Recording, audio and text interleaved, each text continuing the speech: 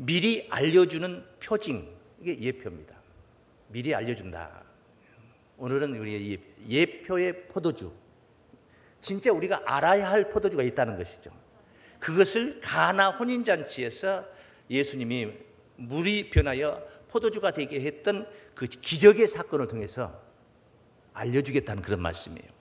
오늘 깨닫는 시간, 아는 시간 되시기를 바랍니다. 이 포도주 기적. 잔치집에 포도주가 떨어진 겁니다.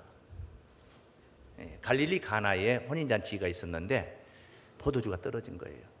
본래 이 잔치집에는 먹거리가 풍성해야 되는 것이죠. 전라도 지방의 결혼식 잔치라든가 이런 잔치는 뭐가 있어야 됩니까? 홍어가 있어야 됩니다.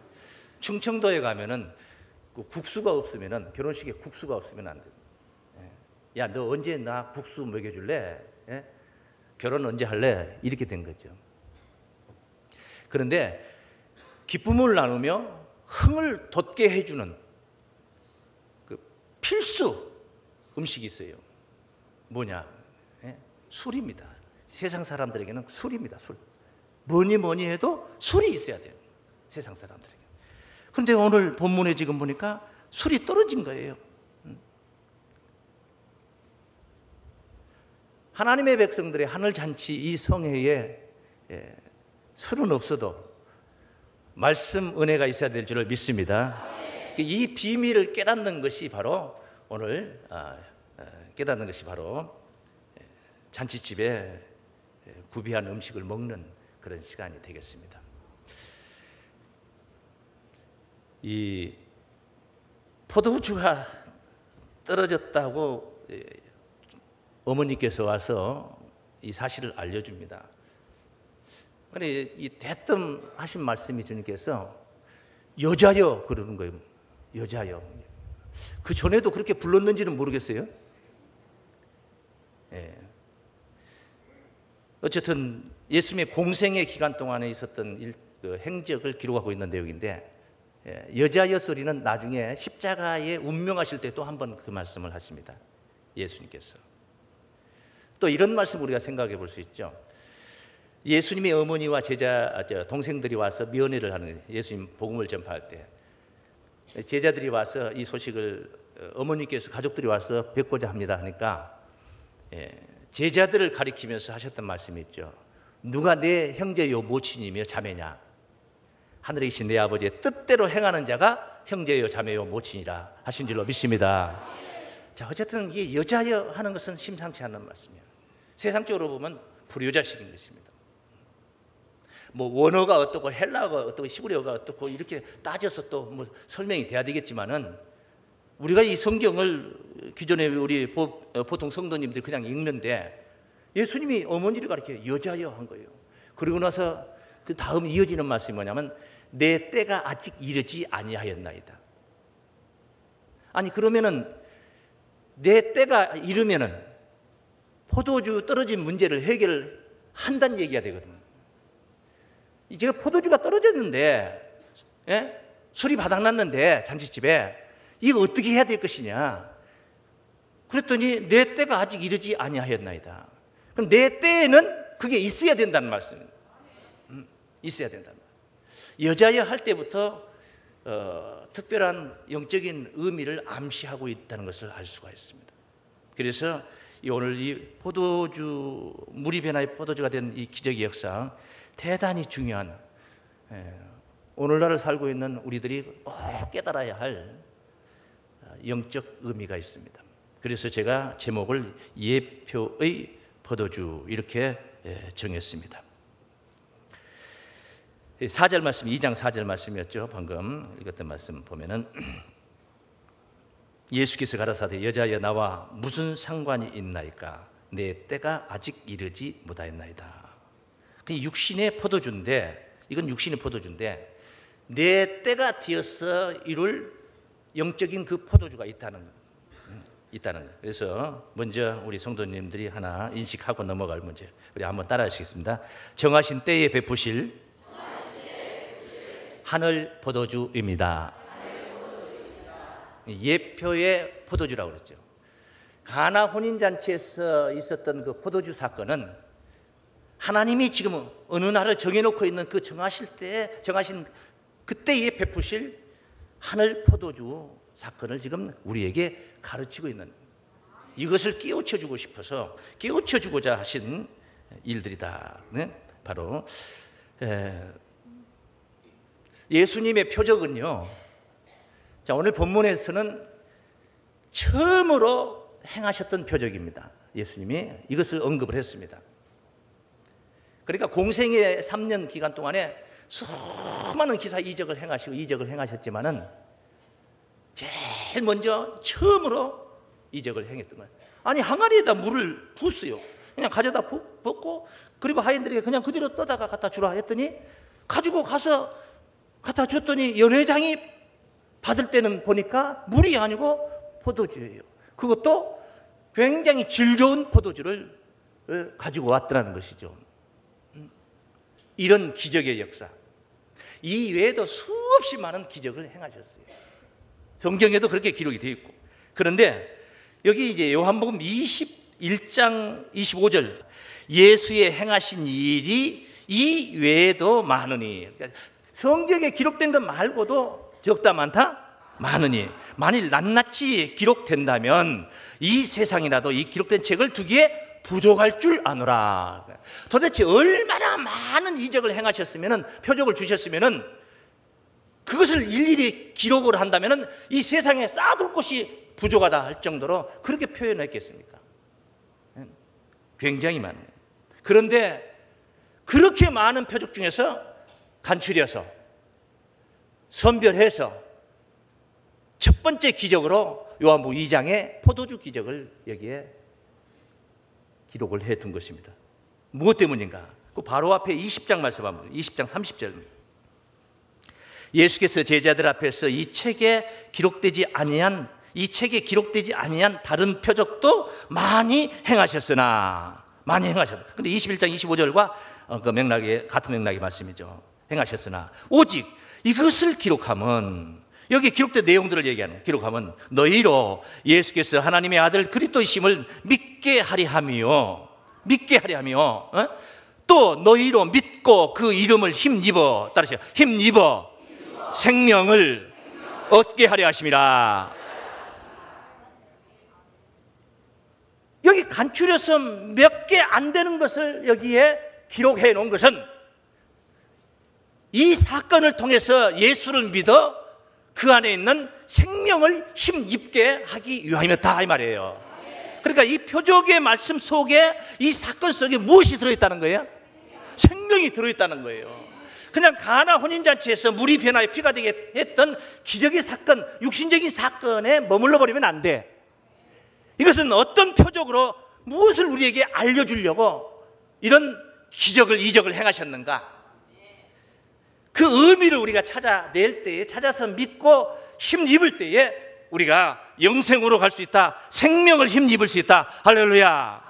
포도주도 두 가지 포도주가 있어요. 음료의 포도주가 있거든요. 그래서 오늘 음료의 포도주는 시간 관계상 언급하지 않기로 하고, 우리에게 생명을 주는 예수님의 포도주에 관한 이야기를 좀 나누도록 하겠습니다. 영생을 주는 포도주 정말 있습니다. 영생을 주는 포도주 정말 있습니다. 누가복음 22장으로 볼게요. 22장, 누가복음 22장 20절 말씀입니다. 22장 20절. 저녁 먹은 후에 잔도 이와 같이 하여 가라사대. 이것은 이제 예수님이 십자가의 길을 가시기 바로 전날, 유월절 만찬을 하시는 날, 최후의 만찬이라고 합니다. 마지막 만찬. 그때 제자들과 둘러앉아서 떡과 포도주를 이렇게 떼고 마셨습니다. 떡을 떼신 후에 잔도 이와 같이 하여 가라사대. 이 잔은 내 피로 세우는 새 언약이니. 이 포도주 잔을 주면서 하는 말이, 이 잔은 내 피로 세우는 뭐라고 그래요? 새 언약이다. 헌 언약이 아니고 새 언약이다. 새 언약이니 곧 너희를 위하여 붓는 것이니라. 그러니까 이 뭐 새 언약이 예수 십자가로 세운 언약이라는 것은 뭐 지금 새삼스럽게 설명 안 해도 여러분들이 잘 아는 내용들이에요. 포도주 잔을 돌리면서 이것이 바로 내 피로 세우는 새 언약이다. 이것은 피로 세운다는 말 속에는 뭐가 들어있어요? 십자가의 희생이 들어있는 거예요. 십자가의 희생을 가리킵니다. 피로 세우는 새 언약이다. 인류의 구원은 율법으로 구원을 받는 게 아니에요. 첫 언약으로 구원받는 게 아닙니다. 예수 피로 세운 새 언약으로 구원이 이루어지는 줄로 믿습니다. 그래, 이것이 바로 포도주를 주면서 이것이 바로 새 언약이다. 포도주를 주면서. 근데 실제 제자들은 포도주를 받았지만은 그 의미는 포도주에 있는 것이 아니고 예수 피의 의미가 있는 줄로 믿습니다. 그래서 예수님이 평소에도 그런 말씀을 하셨어요. 꼭 십자가를 목전에 두고만 하신 말씀은 아니에요. 요한복음 6장 54절에 보면 내 살을 먹고 내 피를 마시는 자는 영생을 가져. 예수님의 살과 피를 먹고 마시는 자는 뭘 가져요? 영생을 가졌고 마지막 날이 열린다. 그 부활까지 약속을 했어요. 우리가 부활을 한다, 영생을 갖는다. 예수님의 육신적인 살과 피가 아니라는 것은 너무도 잘 아는 이야기입니다. 떡을 떼어서 주면서 이것이 내 살이다. 포도주를 주면서 내 피다. 비로소 십자가를 연계해서 언급하셨던 말씀이란 말이에요. 십자가에 효용이 있는 인류 대속의 은혜에 효용이 있는 살과 피를 먹어야 되는 거예요. 우리가 생명을 얻는다는 것은 그 안으로 먼저 앞서 들어가 보면은 생명을 얻는다는 것은 죄의 싹을 지불하지 않는다는 얘기가 되는 거예요. 죄의 싹은 뭐예요?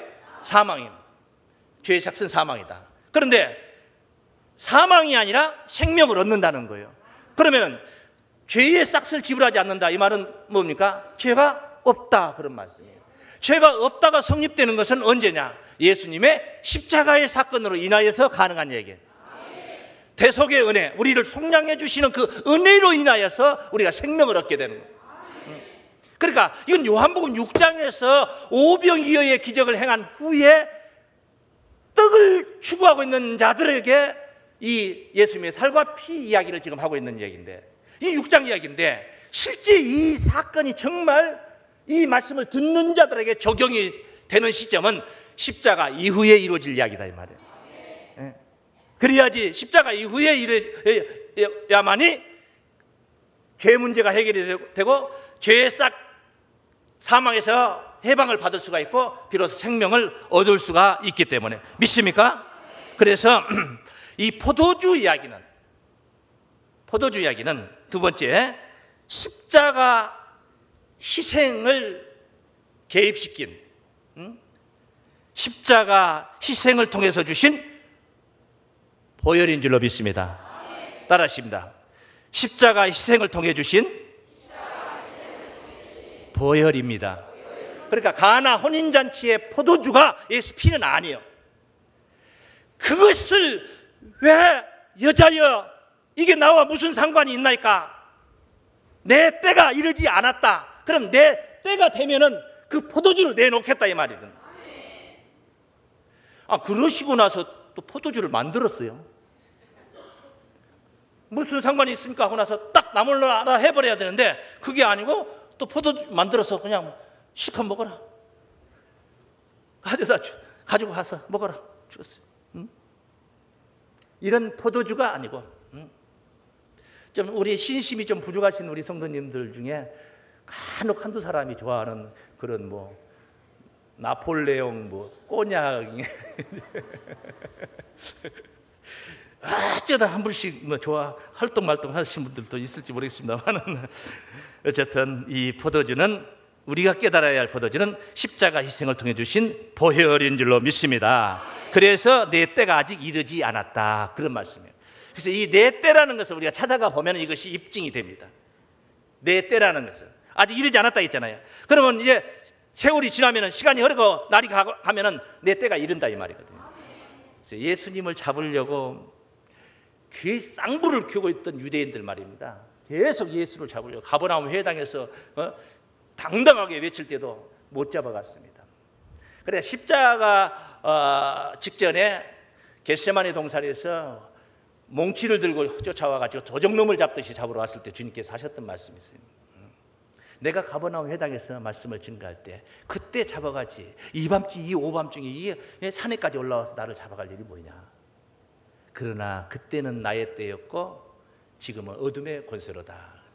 그래서 여기서 말한 나의 때라는 말의 의미와 지금 여기 내 때라는 말의 의미는 전혀 달라. 개념이 달라요.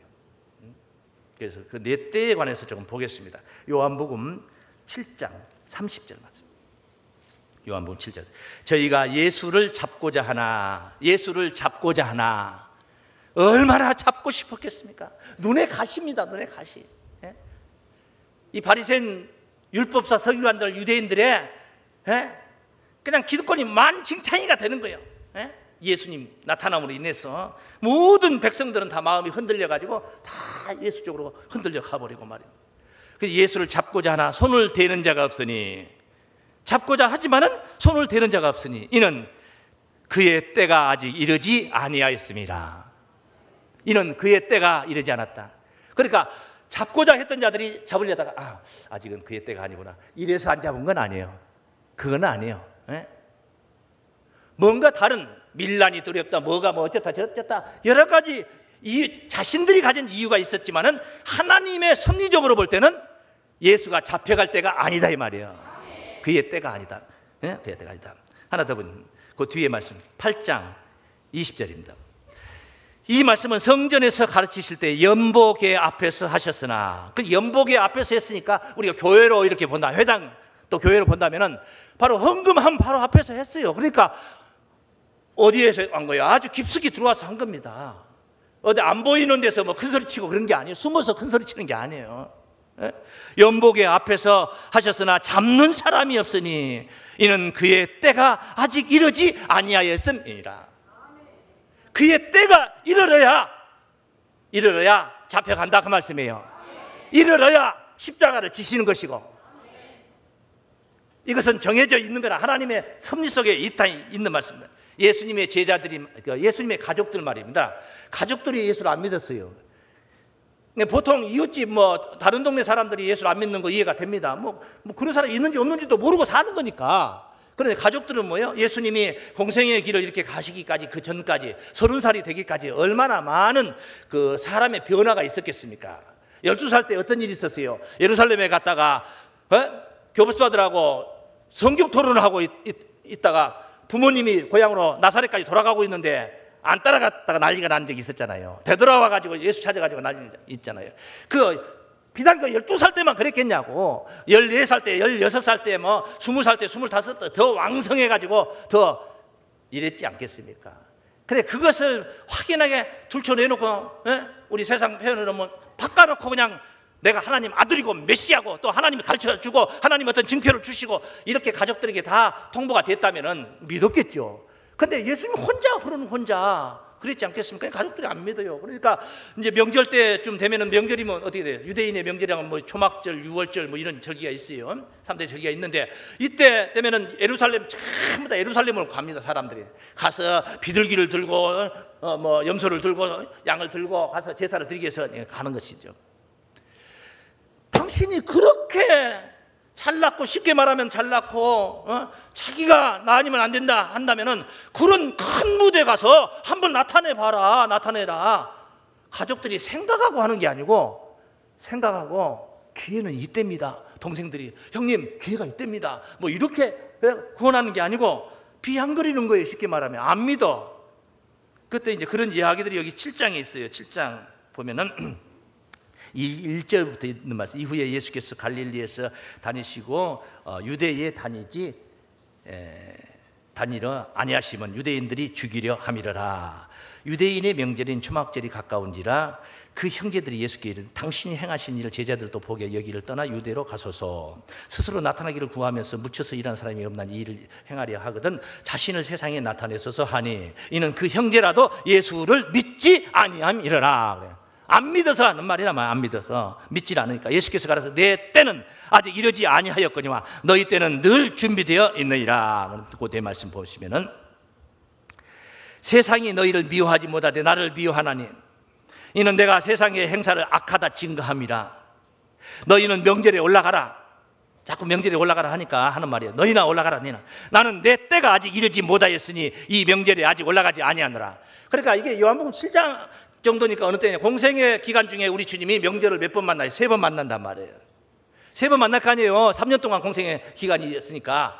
그러니까 이때는 1년차 명절이지 않겠는가 이렇게 생각을 해보는 거예요. 이제. 그러니까 3년차 명절 때 예수님, 6월절 때 예수님이 십자가의 희생의 길을 가는 것인. 그러니까 아직 내 때가 아니다. 나는 이번 명절 때 안 올라간다.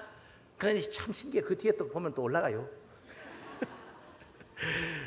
여러분들이 예수님의 마음을 다 알기까지는 세월이 흘러야 됩니다. 어쨌든 그래서 예수님이 이렇쿵 저렇쿵 요한복음 13장까지 가죠. 13장에 가서 최후의 앞서 말씀드렸던 최후의 만찬, 6월절 만찬을 하시고 가룟 유다가 나를 판다는 것까지 더 통보를 하게 되고, 14장에 가서 너희는 마음에 근심하지 말라. 하나님이 또 나를 믿으라.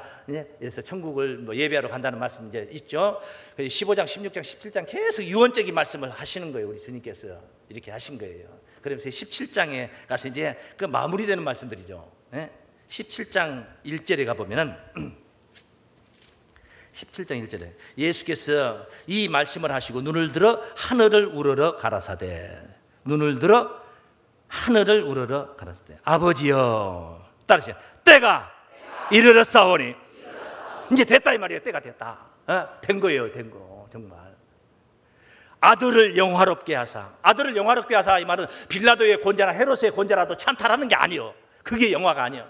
예수님 소개했어요. 요한복음 12장 23절에서 24절에서도 인자가 영광을 얻을 때가 왔도다. 그래서 얻을 때가 왔도다 하니까 무슨 베드로나 제자들은 무슨 이제 왕이라도 되면 나는 우의정 너는 좌의정 뭐 이렇게 생각을 했겠죠. 그런데 하나님의 미랄이, 그 다음 구절 뭐라, 하나님의 미랄이 땅에 떨어져 죽지 아니하면 하늘 그대로 있고, 십자가 희생을 논하고 있는 거예요. 그것을 영광으로 생각했어요. 실제로 그 일로 인해서 모든 인류가 그 이름 앞에 무릎을 꿇게 된 줄로 믿습니다. 실제 영광스럽습니다. 아들을 영화롭게 하사 아들로 아버지를 영화롭게 하게 하옵소서. 뭐가 이르렀으니? 때가 이르렀으니. 십자가의 길을 얘기하는 거예요. 지금 십자가의 길을. 포도주는 십자가의 길을 통해서 출현하는 거예요. 보혈의 포도주인 줄로 믿습니다. 보혈의 포도주예요. 이 보혈의 포도주의 역사가 오늘 이 현장에 여러분들에게 있기를 바랍니다. 그래서 마지막으로 보혈의 포도주가 우리 현장에 있게 되는 것은 어떤 과정을 통해서 어떻게 있게 되는 것이냐. 세 번째 따라하십니다. 어린 양의 혼인잔치를 이룰 말씀 생수입니다. 뭐가? 가나 혼인잔치 포도주가 가리키고 있는 것은 그렇다 이 말이에요. 그 포도주가 중요한 게 아니야. 그 포도주가 중요한 게 아니라 그 사건 속에 있었던 그 포도주의 기적이, 포도주가 왜 내 때가 아니고 왜 나와 상관 없다고 했겠느냐. 상관이 있는 포도주가 바로 우리는 상관 있는 포도주를 만나야 된다는 거예요. 상관 있는 포도주. 그게 뭐냐? 어린 양 혼인잔치를 이룰 말씀 생수라는 겁니다. 계시록 19장 7절부터 예수님의 혼인잔치 얘기가 여기 있습니다. 아주 중요한 부분이 있으니까 한번 찾아봅니다. 우리가 즐거워하고 크게 그에게 영광을 돌리세 어린 양의 혼인 기약이 이르렀고 그 아내가 예비하였으니. 혼인잔치를 그 아내가 뭐였어요? 예비하였다는. 신랑이 예비한 게 아니라 신부가 예비를 한다는 거죠. 그 아내가 예비하였으니 그에게 허락하사 빛나고 깨끗한 세마포를 입게 하셨은즉. 세마포를 입게 하셨다. 그 아내에게, 신부에게. 이 세마포는 따라서 성도들의 옳은 행실이로다. 뭐가 세마포냐? 성도들의 옳은 행실이 세마포예요. 믿음도 없는 사람이 옷만 판질하게 입고 교회 온다고 해서 그게 자크를 한 게 아니에요. 작업복 깨끗하게 빨아 입었지만은 믿음이 좋아서 일찍 나와서 봉사하고 헌신하고 예배 충실하고, 그게 자크를 한 거예요. 그게 반지를 한 거예요. 세마포, 간을 세자를 쓴 거예요. 간을 세자. 윤기나는 세마포. 성도들의 옳은 행실이라. 진리를 순종하고 진리를 행하는 자. 어린 양의 혼인잔치에 필수 혼수품이 있어요. 뭐냐? 세마포입니다. 옳은 행실입니다. 할렐루야. 어린 양의 혼인잔치, 구원의 잔치에 초대받는 자들 되시길 바랍니다. 옳은 행실을 하는 자가 그냥 신부의 옷이 되어서 들어가는 거예요. 옳은 행실을 하는 자들이. 신부가 들어가는데 세마포도 예복을 입지 못하고 그냥 벌거벗고 들어가. 이사야가 3년 동안 벌거벗었듯이 애굽 사람들이 아수르 왕에게 벌거벗게 돼가지고 포로로 잡혀가듯이 애굽을 의지하고 세상을 의지하고 그런 상태에서 혼인잔치에 들어가면 그것은 축복이 아닌 망신입니다. 망신. 친구여, 어찌하여 예복을 입지 않고 여기 왔느냐 하니 저가 유구모년을 저를 이끌어다 바깥 어두운데 집어던져 불못에 던져라. 그게 바로 혼인잔치의 어떤 임금의 혼인잔치의 그 비유 속에 있는 말씀. 초대받는 신앙. 이 계시록 사도행전의 22장 17절 말씀 보겠습니다. 22장 17절. 성령과 신부가 말씀하시기를 오라 하시는도다. 듣는 자도 오라 할 것이요. 네? 듣는 자도 오라 할 것이요. 목마른 자들은 값없이 네? 생명의 샘을 생명수를 얻을 것이다. 원하는 자는 값없이 생명수를 받으라. 할렐루야. 오늘 이런 시간이 바로 혼인잔치에 초대받는 시간이에요. 하나님이 부르고 있는 시간이에요. 우리는 그냥 깨달아서 생명수를 깨달아서 말씀 생수를 깨달아서 옳은 행실 신앙으로 나타나면 되는 거예요. 그게 바로 오늘 부름받는 시간이에요. 할렐루야. 네. 부르고 있는 시간에 들리는 그런 자들. 포도주는 말씀을 상징했습니다. 예레미야 23장 9절 말씀에 보시면은 선지자에 대한 말씀이라, 선지자에 대한 말씀에 관해서 내 중심이 상하며 내 모든 뼈가 떨리며 내가 취한 사람 같으며 포도주에 잡힌 사람 같으니 이는 이게 뭐냐? 여호와와 그 거룩한 말씀을 인함이라. 말씀을 포도주로 비유했어요. 우리 주님께서 십자가 지시고 그리고 나서 그 사건으로만 끝났으면 우리가 어떻게 그 사건을 이해할 수 있습니까? 여기 말씀이, 이 사건에 대한 말씀, 사건이 상징하고 있는 내용, 우리가 취해야 할 신앙, 모든 것들이 말씀으로 집약되어 있기 때문에 우리가 이 말씀을 통해서 그 포도주 사랑과 은혜를 입을 수가 있는 거예요. 그래서 말씀이 포도주라고. 말씀이. 시편 104장 15절에 보면 포도주는 사람의 마음을 기쁘게 한다 했습니다. 전도서 10장 19절 말씀에 포도주는 생명을 기쁘게 한다고 그랬습니다. 생명을 기쁘게 하는 포도주를 만나야 되는 거예요. 생명을 기쁘게. 마지막 때에 우리 주님께서, 하나님께서 정말 잔치 한번 거나하게 베푸는 날이 옵니다. 정말 잔치 한번 풍성하게 포도주 파티를 하는 날이 옵니다. 실컷 먹는 날이 옵니다. 이사야 25장 말씀입니다. 6절입니다. 만군의 여호와께서 이 산에서 만민을 위하여 기름진 것과 오래 저장하였던 포도주로 연회를 베푸시리니 골수가 가득한 기름진 것과 오래 저장하였던 맑은 포도주로 하실 것이며. 무엇이 맑은 포도주입니까? 성경의 본래 의도하시는 그 뜻에서 변절시키지 않고 하나님의 뜻에 어긋나지 않는 내용, 그게 맑은 포도주예요. 거기다 이상한 것들을 잡것들을 섞어 넣어버리면 그것은 바로 희석되는 것이죠. 이제 이 산에서 모든 민족의 그 가리워진 미움받고 열방에 그 덮인 시장을 취하시며 사망을 영원히 멸하실 것이라. 영생의 시대가 열리는 거예요. 주 여호와께서 모든 얼굴에서 눈물을 씻기시며 백성의 수치를 온 천하에서 제하시리라. 이런 날이 온다는 거예요. 이런. 이게 바로 어린 양의 혼인잔치가 될 줄로 믿습니다. 우리 속에 사망을 멸하고 영생을 주는 맑은 포도주를 만나야 될 줄로 믿습니다. 말씀을 붙들어 날마다 영생케 하는 이 진리의 말씀을 쫓아가야 될 줄로 믿습니다. 어린 양의 혼인잔치의 기쁨이 바로 여러분들이 바로 그 주인공이 되시길 바랍니다. 은혜의 말씀에 취해서 날마다 흥겹게 기쁘게 즐겁나서 신앙하는, 억지로나 인색함으로 마지못해 신앙하는 게 아니라 즐거워서 누가 시키지 않아도 기뻐서 저절로 하는 신앙으로, 그런 말씀에 취한 자들, 포도주에 취한 신앙으로 영생복락의 그 나라의 그 영광의 주역들이 되실 주의 이름으로 축원합니다.